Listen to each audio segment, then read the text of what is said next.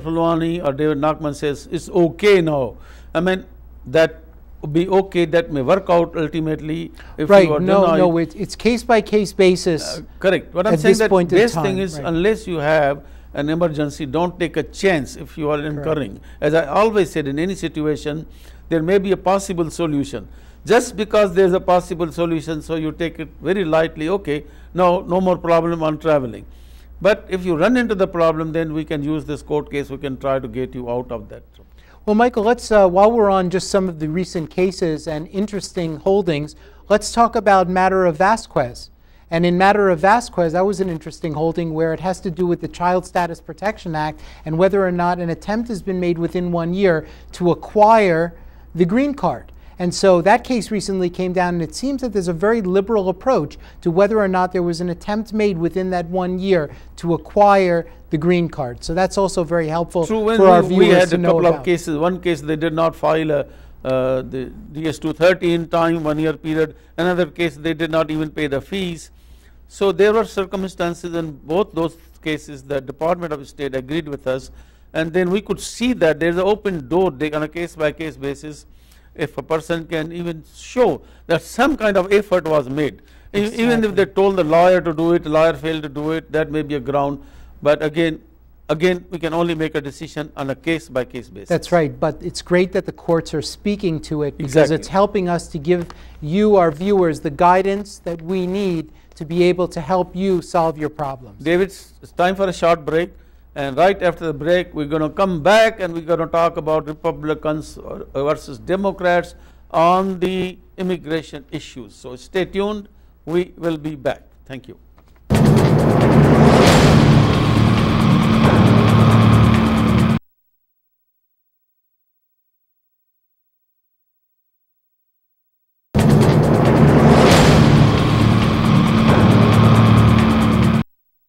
Welcome back.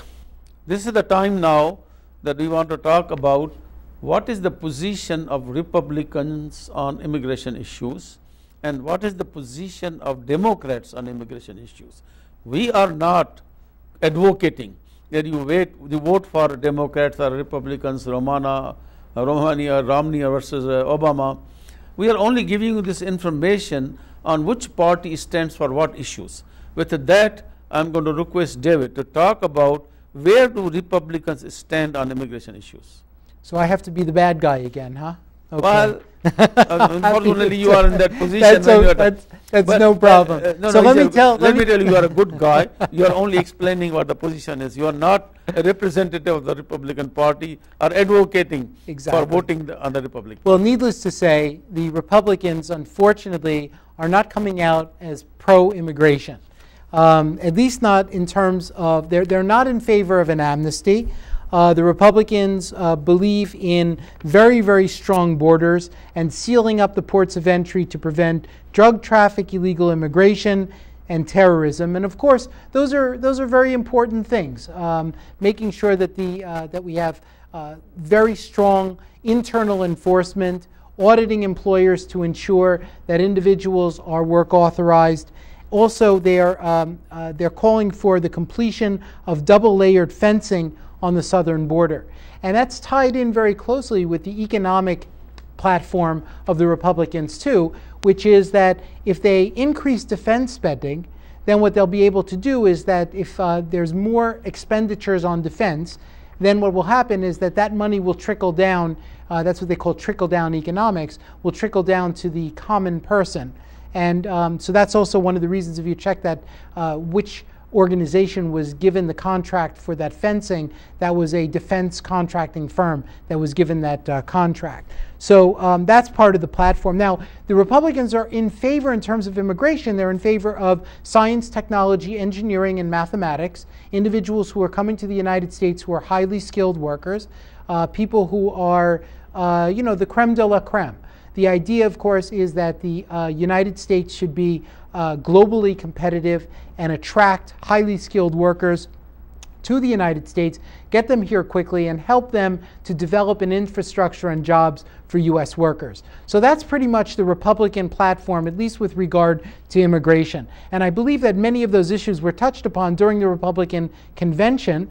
And unfortunately, I don't think that it was as strong as maybe it should have been, but I think that maybe one of the reasons is also because they sort of knew where the anti-immigration factions were going to go if they had made immigration too much of a central part of their platform.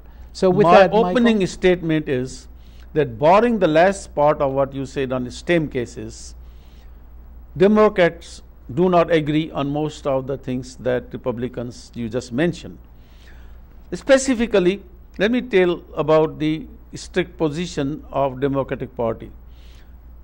CIR, Comprehensive Immigration Reform Act, which they try to get passed, but Democrats are going to try again, I'm sure, after the elections, especially if President Obama is elected and there's enough number of members in the House and the Senate, they'll do their best to get a CIR passed, which is giving legal status to millions of people who are illegally or illegal status, undocumented aliens in the U.S. But there might have to be some kind of compromise. Based upon earned legalization. Exactly. It's not for everybody. Exactly. And this includes also a path to getting a green card, path making a citizen, and we are waiting, and millions of people are waiting for this thing to happen. We pray God, we hope that with your help and good wishes, the Democratic Party, President Obama, will be able to get the CIR passed by the Congress. Now, the second thing is the DREAM Act. Remember, we talked about the DREAM Act, which was in a way part of the CIR, is where they said that children that came under the age of 16 and not over 31 and all that, and they went to high school and all that, the babies that were brought at 2, 3, 4 years in the arms of the people that came in, no fault of their own, they finished even many of them the high school, they are living for many long-term residence, and they cannot go to college now because they don't have legal papers, they cannot get a driver's license, they cannot get a social security number. It's really a very hardship situation. So DREAM Act provided them, again, a legal status and a green card and the path to citizenship. Now this, they couldn't pass that, as you know, in the last session of the Congress, or even this session not going to happen. So what President Obama did, they had this policy regulation DACA under program. DACA program, and they already started giving some kind of benefits in that. It's only a deferred status. It doesn't provide any provision for travel. It doesn't any provide for ultimately getting a green card. It's just a purely temporary program for 2 years, extendable hopefully. Right, and it's not to say that the DREAM Act is a purely Democratic platform, because you'll recall that the potential running mate for Mitt Romney was out of Florida, and he had a DREAM Act provision himself that he was trying to push forward. Romney said, even if Congress passes the DREAM Act, I'm going to veto it. That's right. So I don't know. I don't know where they stand. Right. Elections are one thing. Election period, they go back and forth also. Sometimes they're okay, maybe if there are some changes. So we don't know. But Democrats are very clear on that. They want CIR, they want the DREAM Act, and the number of other issues that they are actually very helpful is a pro-immigrant group. They want to support immigrants in various other areas also. And also, I mean, there was a provision in the CIR also for increasing, though no specific here in this thing, but they said that they may increase the number of visas for all the categories. People are waiting for years and years, and 10 years, 12 years for the brothers and sisters of US citizens. And the quota goes up by three times, as they are mentioning earlier. Right. It will be a big benefit because of 10 years, 12 years, who is going to come after 12 years? Today, if you file a petition, wait for 12 years, it's just useless, it's a waste of time. That's right. On the employment categories, the employers are very hard pressed to get a chef for the restaurant, get a cook for the restaurant, get a nanny for a babysitter for the household. You know, 10 time, EB3, the EW category, 10 years maybe, 12 years maybe, 15 years maybe, the way they are moving. But I'm sorry, we're running a little short on time, Michael, but I just want to say to our viewers that it's very important. We have the upcoming election. If you qualify for naturalization, it may be a little too late now to apply and to have your voice heard in the election, but we highly recommend that you think about applying as soon as possible for naturalization. Get that N-400 in, get yourself naturalized so that you too can have a voice in American politics. So we hope you understand where the Republicans stand and where the Democrats stand. on immigration issues. You make your own decision. You have the right to vote whatever your conscience says. Pick that candidate, vote for him or her, just press the right button.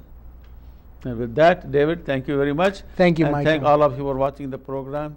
We'll try to do our best to more and more bring you the latest information, and we'll try to help you in any manner we can. Any questions, comments, suggestions, don't hesitate. Just send us an email and we'll see what we can do for you, send you whatever information you need to whatever extent it is possible. Thank you very much and goodbye. Thank you.